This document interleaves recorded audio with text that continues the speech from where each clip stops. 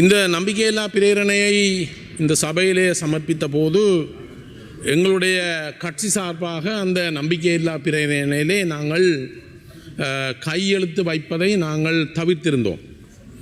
நாங்கள் அவ்வாறு கையெழுத்து வைப்பதை தவிர்ப்பதற்கான முக்கியமான காரணங்கள் இரண்டு இருந்தது. ஒன்று, இந்த விடயம் ஏற்கனவே நாடாளுமன்றத்திலே கோப்புக்குழுவிலே இந்த விடயம் விசாரிக்கப்பட்டு அல்லது கையாளப்பட்டு கொண்டிருந்தது. அதேபோல் சம்பந்தப்பட்ட இந்த அமைச்சரவர்கள் தொடர்பாக கொழும்பு மேல் நீதிமன்றத்திலே ஒரு வழக்கு தாக்கல் செய்யப்பட்டு அமைச்சரவர்கள் அந்த வழக்கில் இருந்து பிணையில் இருப்பதையும் நாங்கள் அறிந்து கொண்டிருந்தோம். அந்த அடிப்படையிலே இது ஒரு விசாரணை நடைபெறுகின்ற விஷயமாக இருக்கும்போது நாங்கள் அவசரப்பட்டு இந்த நம்பிக்கையில்லா பிரேரணையில் பங்குதாரர்களாக இருக்க வேண்டுமான்ற ஒரு எண்ணத்தின் அடிப்படையிலே தான் நாங்கள் இந்த நம்பிக்கையில்லா பிரேரணையில் நாங்கள் எங்களுடைய கட்சியைச் சேர்ந்தவர்கள் நாங்கள் கையெழுத்திடாமல் இருந்தோம். ஆனால் தற்போது தேசிய கணக்காய்வு அலுவலகத்தின் அறிக்கையில் சுட்டிக்காட்டப்பட்ட சில விடயங்களை பார்க்கும்போது நாங்கள் இந்த நம்பிக்கையில்லா பிரேரணை விவாதத்தில் இருந்து அல்லது இந்த விடயத்திலிருந்து இலகுவாக கடந்து செல்லக்கூடிய ஒரு விடயம் இது அல்ல என்பதை நாங்கள் உணர்ந்திருக்கின்றோம். அந்த வகையிலே தான் நாங்கள் இந்த விவாதத்திலே இன்று ஒரு முடிவை எடுக்க வேண்டியவர்களாக இருக்கின்றோம். இந்த வலுசக்தி துறை என்பது தனியாக பணத்துடன் மின்சாரத்துடன் சம்பந்தப்பட்ட ஒரு விடயம் அல்ல. இது இந்த நாட்டினுடைய தேசிய பாதுகாப்போடு சம்பந்தப்பட்ட விஷயம், இந்த நாட்டினுடைய பொருளியல் உறுதிப்பாட்டோடு சம்பந்தப்பட்ட விஷயம். அதேபோல் இந்த நாட்டின் வாழுகின்ற மக்கள் அரசாங்கத்திலே வைத்திருக்கின்ற நம்பிக்கையில் சம்பந்தப்பட்ட விடயமாக இது இருக்கின்றது. அந்த வகையிலே நாங்கள் பலசக்தி அமைச்சருக்கு எதிராக இந்த நம்பிக்கையில்லா முன்மொழிவு கொண்டு வரப்படும் போது அரசியல் அமைப்பு இந்த பாராளுமன்றத்தில் இருக்கின்ற உறுப்பினர்கள் அமைச்சர்கள் உடைய நன்னடத்தை நிர்வாக நடைமுறைகள் என்பவற்றை அடிப்படையாக கொண்டுதான் நாங்கள் இந்த நம்பிக்கையில்லா பிரேரணையிலே எங்களுடைய கட்சி சார்பாக நாங்கள் ஆராய்கின்றோம். அந்த வகையிலே முதலாவதாக ஒழுக்கம் மற்றும் நன்னடத்தை மீறல் என்பது எங்களாலே அவதானிக்கப்பட வேண்டிய ஒரு விடயமாக இருந்தமாக நாங்கள் பார்க்க வேண்டிய தேவை இருக்கிறது. பலசக்தி அமைச்சர் முன்னர் உரக்கூட்டுத்தாபனத்திலே கொள்வனவு மேலாளராக பணியாற்றிய பொழுது 8.86 மில்லியன் ரூபாய் நட்டத்தை ஏற்படுத்தியதாக அமைச்சருக்கு எதிராக ஒரு மேல் நீதிமன்றத்திலே வழக்கு தாக்கல் செய்யப்பட்டிருக்கிறது. கொழும்பு மேல் நீதிமன்றத்திலே அமைச்சர் மீது பத்திரிகை தாக்கல் செய்யப்பட்டு அவர் இப்போது பிணையிலே இருக்கின்றார். அந்த வகையிலே ஊழல் குற்றச்சாட்டின் கீழ் பிணையிலே இருக்கின்ற குற்றச்சாட்டு அது என்ன நிரூபிக்கப்படவில்லை என்பது உண்மை. ஆனால் ஒரு குற்றச்சாட்டு நீதிமன்றத்திலே மேல் நீதிமன்றத்திலே வைக்கப்பட்டு பிணையில் இருக்கும் ஒருவர் அமைச்சு பதவியில் நீடிப்பது என்பது பொது நலனுக்கும் நல்லாட்சிக்கும் எதிரானதாக நாங்கள் பார்க்கின்றோம். நாங்களும் இந்த ஊழல் லஞ்சம் கொள்ளை களவு என்பதற்கு எதிரானவர்களாக இந்த பாராளுமன்றத்தில் பிரதிநிதித்துவப்படுத்துகின்றோம். நாங்கள் இரண்டு அணிகளையும் சாராதவர்கள், ஆளுங்கட்சி எதிர்கட்சி என்று சொல்ல விரும்பாதவர்கள். நாங்கள் சிங்களேன் කියනවා අපි කියනවා අපි විරුද්ධ පක්ෂ නෙමේ.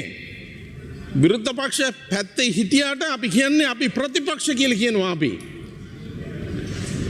நாங்கள் ஒரு எதிர்கட்சி என்ற வகையில் மாத்திரம் இதை பார்க்கவில்லை. இந்த நாட்டிலே ஒரு நல்லாட்சி நடைபெற வேண்டும், இந்த நாட்டிலே லஞ்ச ஊழல் ஒழிக்கப்பட வேண்டும், இந்த நாட்டினுடைய அரசிலே மக்கள் நம்பிக்கை வைக்க வேண்டும் என்ற ஒரு கருத்தோடு பாராளுமன்றத்துக்கு வந்தவர்கள் நாங்கள்.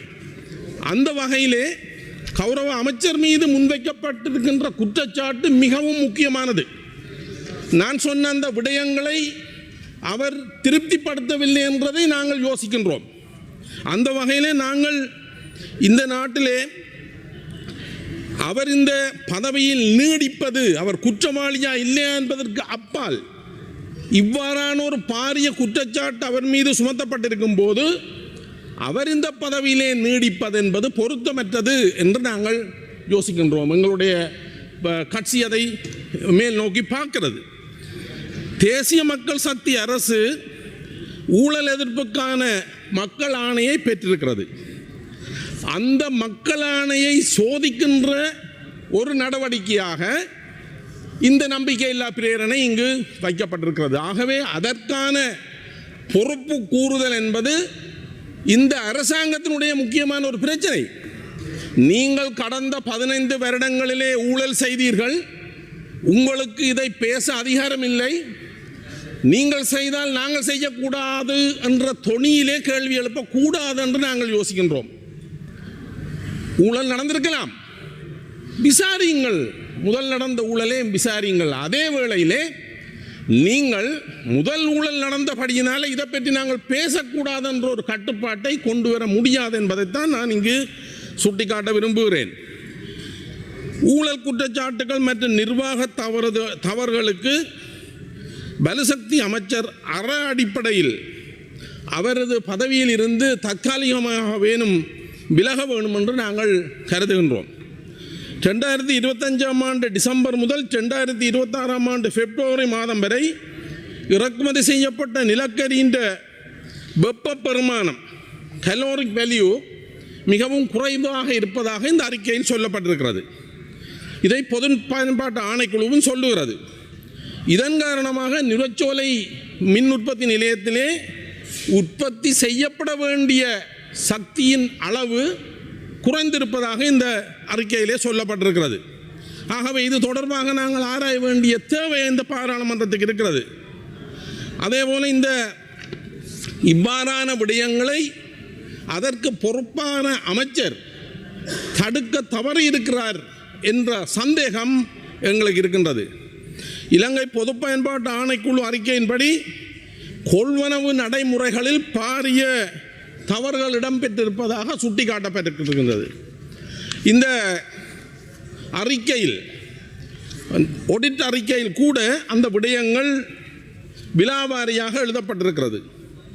இந்த நிலக்கரியினுடைய தரம் தொடர்பாக ஆராயும் போது மிக குறைந்த வெப்ப பெருமானத்தை கொண்டதாக சுட்டிக்காட்டப்பட்டிருக்கிறது.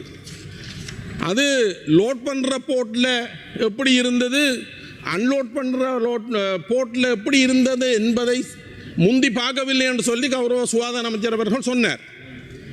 நீங்கள் பாருங்கள், முதல் அந்த தப்பு நடந்திருக்கலாம், அதை பற்றி விசாரியுங்கள். அதுக்காகத்தான் மக்கள் உங்களை கொண்டு வந்து இங்கே அமர்த்தி இருக்கிறார்கள்.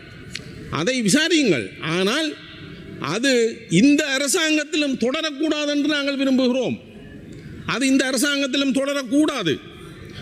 இந்த லக்விஜய மின் உற்பத்தி நிலையத்துக்கான நிலக்கரி நிறுவனம் மேற்கொண்ட 2025-26 காலப்பகுதிக்கான நிலக்கரி பெருகைகள் தொடர்பான விசேட கணக்காய்வு அறிக்கையில் பின்வரும் விடயங்கள் சுட்டிக்காட்டப்பட்டிருப்பதை இந்த சபைக்கு நான் கொண்டு வர விரும்புகிறேன்.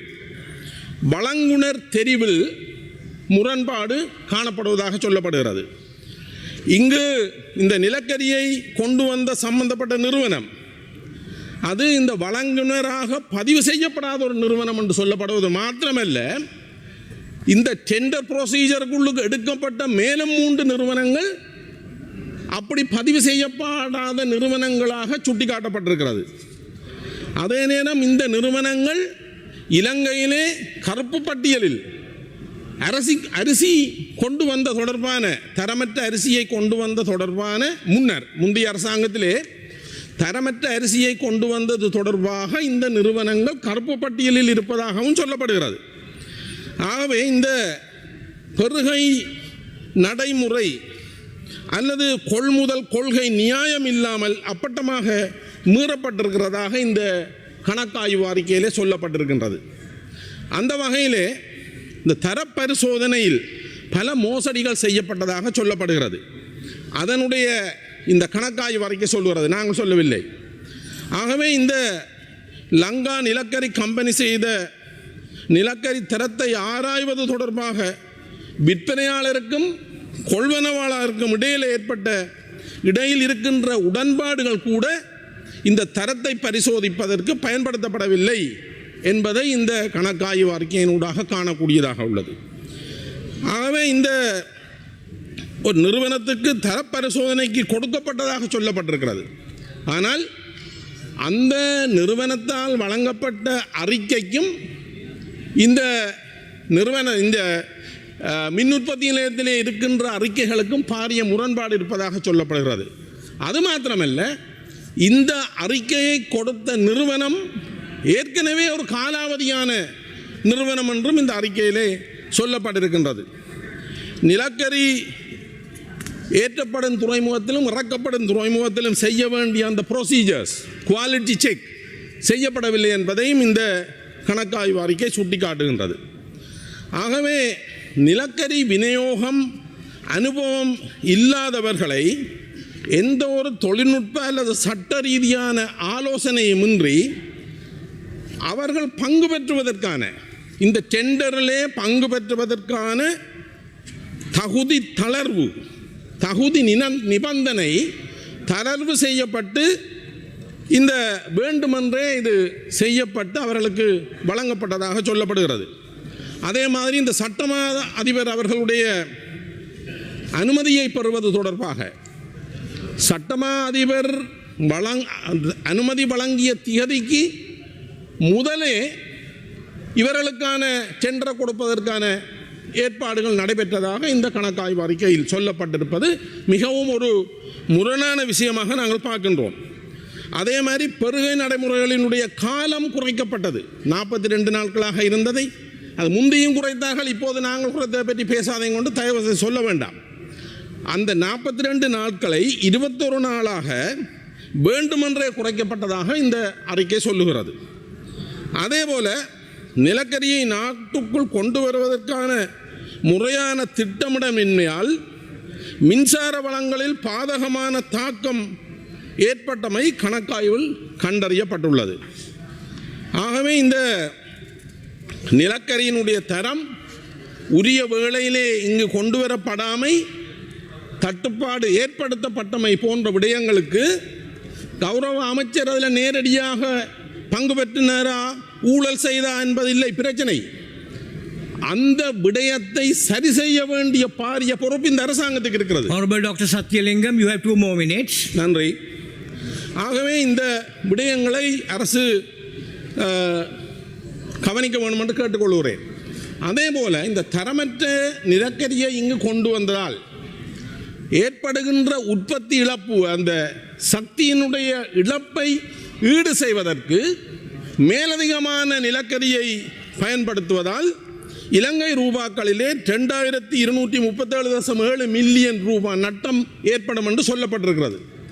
ஆனால் இந்த நட்டத்தை ஈடு செய்வதற்கு அந்த தரமற்ற நிலக்கரியை வழங்கிய நிறுவனங்களிடம் சர்சார்ஜ் அல்லது நட்ட ஈடை பெற்றுக்கொள்ள முடியும் என்பதை அமைச்சர் அவர்கள் இங்கு குறிப்பிட்டிருந்தார். ஆனால் இந்த நிலை ஏற்படுவதற்கு அனுமதித்த அமைச்சர் தொடர்ந்தும் இந்த பதவியில் இருக்கலாமா என்பதுதான் எங்களுடைய கேள்வி. அதேபோல இந்த சாம்பல் தொடர்பான விடயம், இந்த நிலக்கரியினுடைய தரம் குறைவாக இருப்பதால் அதிலிருந்து வெளியேறும் சாம்பலின் அளவு 25% எட்டும் என்று சொல்லப்படுகிறது. இந்த 25% இந்த சாம்பல் எட்டுமாக இருந்தால் அது இயந்திரங்களை, இந்த அனல் மின் உற்பத்தி நிலையத்தில் இருக்கிற இயந்திரங்களை பாதிப்படைய செய்வதால் இன்னும் நட்டம் ஏற்படும். அது மாத்திரமில்லை, இந்த சாம்பலை நாங்கள் டிஸ்போஸ் பண்ணும்போது, அழிக்கும் போது அதனால் சுற்றுச்சூழலுக்கு ஒரு நிமிடம் தாருங்கள், இந்த பாரிய சுற்றுச்சூழல் இழப்பு ஏற்படும் அல்லது பாதிப்பு ஏற்படும். அதே போல நிதி இழப்பு சம்பந்தமாக பொறுப்பு கூறுகின்ற பொறுப்பு இந்த அரசாங்கத்துக்கு இருக்கிறது. ஆகவே நாங்கள் நீதிமன்றத்தில் நடவடிக்கையிலே இருக்கின்ற ஒருவர் தொடர்ச்சியாக இந்த அமைச்சர் பதவியில் இருக்காமல் அவர் தானாக முன்வந்து, நல்ல எண்ணத்தோடு முன்வந்து இந்த பிரச்சனையை சுமூகமாக தீர்த்து தான் குற்றமற்றவர் என்று நிரூபித்த பிறகு அவர் அந்த பதவிக்கு வர வேண்டும். அப்படி வருவாக இருந்தால் மக்கள் என்ன நோக்கத்துக்காக இந்த அரசாங்கத்தை கொண்டு வந்தார்களோ அந்த நோக்கத்தை உங்களால் நிறைவேற்ற முடியும் என்பதை கூறி சந்தர்ப்பத்துக்கு நன்றி கூறி விடைபெறுகிறேன். நன்றி.